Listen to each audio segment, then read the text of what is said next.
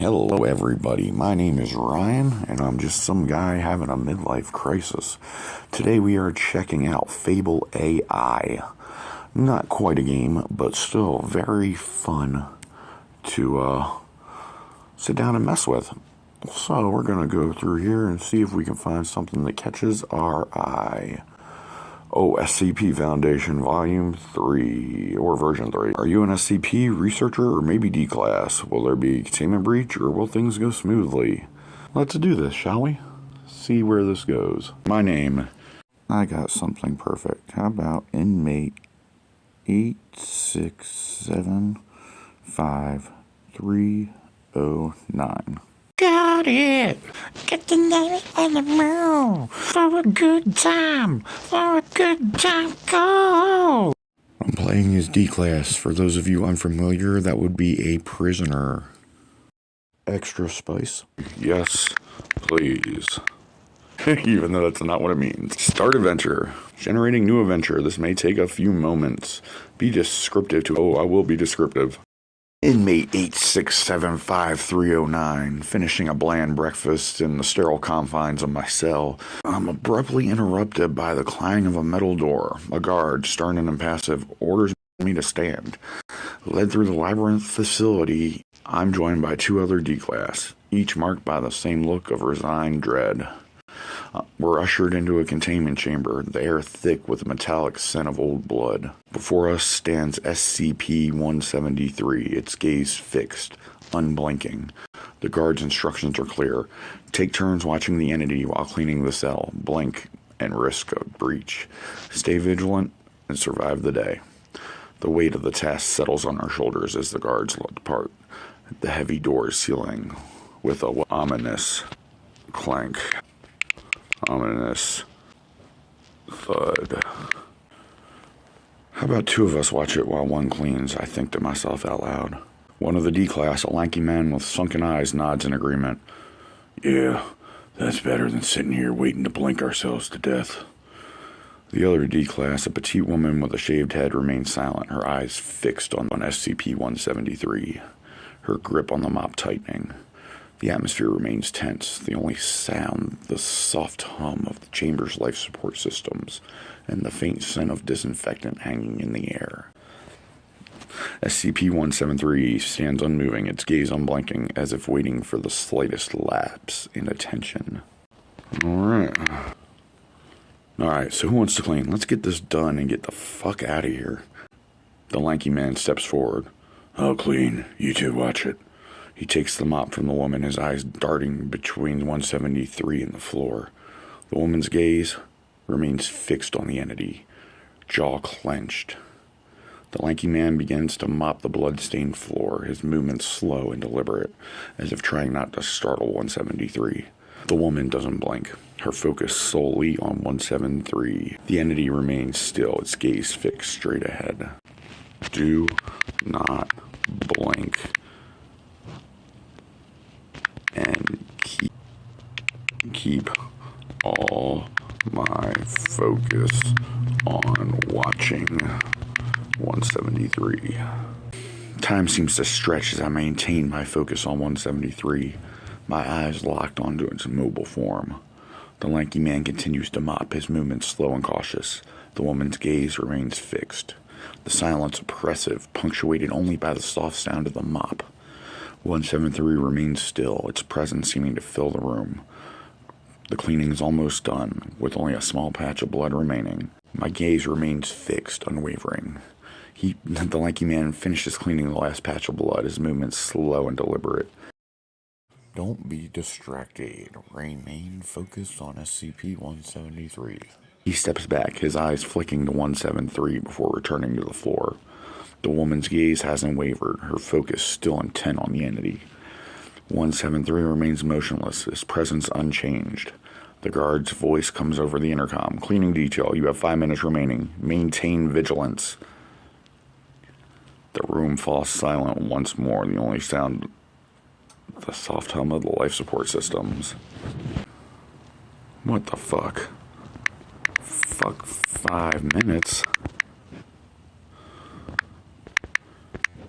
We're done. Come get us now, motherfucker. The intercom crackles to life. Negative. Negative inmate 867539. You will remain in the chamber for the full allocated time. Any further outbursts will be met with disciplinary action. The woman's gaze flicks to me, her expression a warning before returning to 173. The lanky man's eyes still fixed on the floor, his face pale. Countdown continues. 4 minutes and 59 seconds remaining.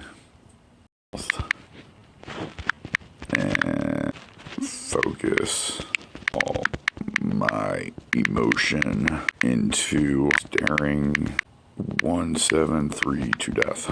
My jaw clenches, teeth grinding as I refocus on 173.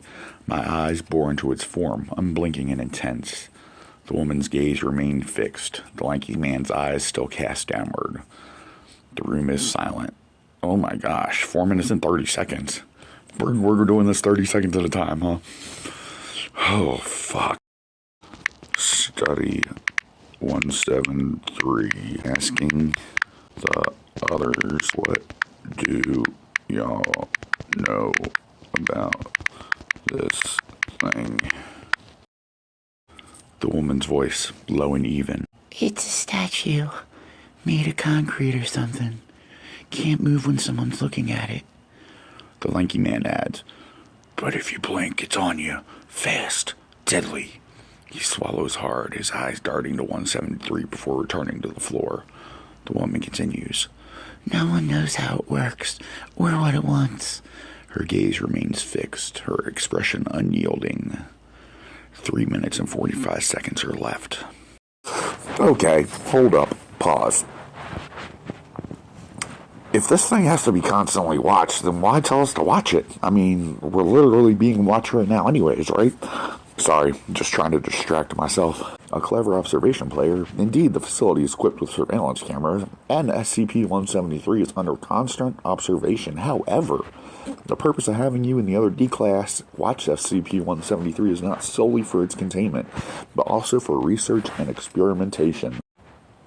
Oh ho ho ho, is it now? Well, research this as I walk up to 173 and push it over. Let's see what happens here. As you approach SCP-173, the woman's voice rises in alarm. No, don't! The lanky man's eyes widen in horror. You push SCP-173 and it topples to the ground. The instant your gaze breaks contact, SCP-173's body contorts and twists, its concrete form blurring as it moves with impossible speed. The woman screams, "Oh God, no!" The lanky man stumbles backwards, tripping over his own feet.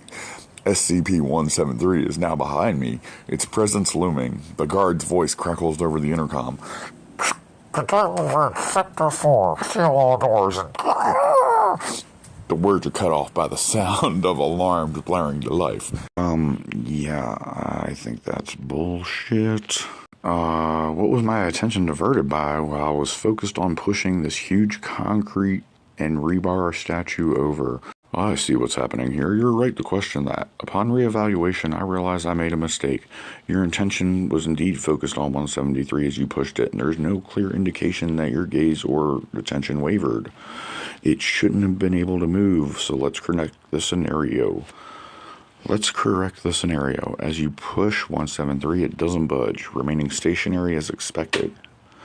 The woman's scream and lanky man's reaction are premature, and the room falls silent once more, awaiting the consequences of my actions. Were you guys fucking relaxed? I tell the others as I keep focused on 173, and I try again, this time putting all my weight into it. I grunt with the effort, putting all my weight into it. 173 creaks but doesn't move, as my face reddens with strain, muscles bulging as I try to budge it. The woman and man watch in silence, their panic replaced by curiosity. 173 remains stationary, its presence unchanged. The guard's voice comes over the intercom. What's going on in there? We're reading unusual activity. The woman whispers, I think you're making it angry.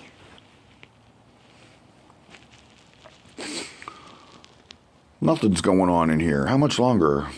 I yell to the guard as I remain focused on 173.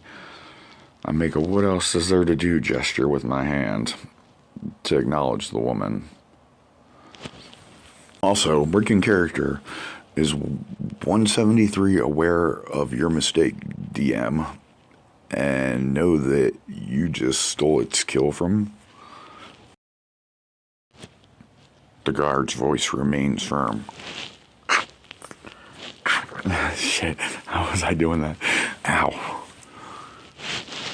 You have 30 seconds remaining. Do not attempt to engage with SCP further.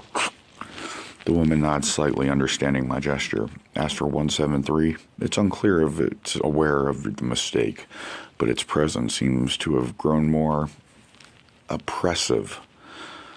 The air in the room feels heavier, and the silence more pronounced. It's as if 173 is waiting, anticipating. It appears unchanged, but I sense a subtle, malevolent tension emanating from it. The countdown continues, 20 seconds remaining.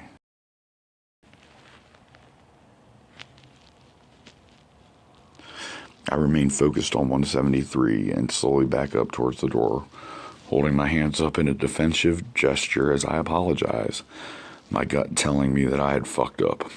No harm, no foul, man. I'm sorry. I'm trapped here just like you. As I continue to slowly back up towards the door, my apology seems almost absurd, a desperation in my own voice. My apology, seemingly almost absurd, but desperate. The woman and the man watch with bated breath, unsure of what to expect. 173 remains still, unchanging, but the air in the room vibrates with tension. The guard's voice comes over the intercom. Hands up. Exit the chamber now. The door slides open behind you, and you feel a surge of relief mixed with fear. I continue to back away, my eyes fixed on 173 as I slowly exit the chamber. I keep my eyes and my focus on 173. Keep my focus on 173 until the door closes and it cuts off my sight of it. Alright, ladies and gentlemen, I'm going to cap it there. Unfortunately, I think I bit off a little bit more than I can chew with this one. I had ideas in my head of grandeur, of having this smooth flowing video where it made sense with the story I was trying to get across, and it didn't really quite work out that way. So I may revisit this in the future and try again, but until then, I love y'all and thank you for joining me.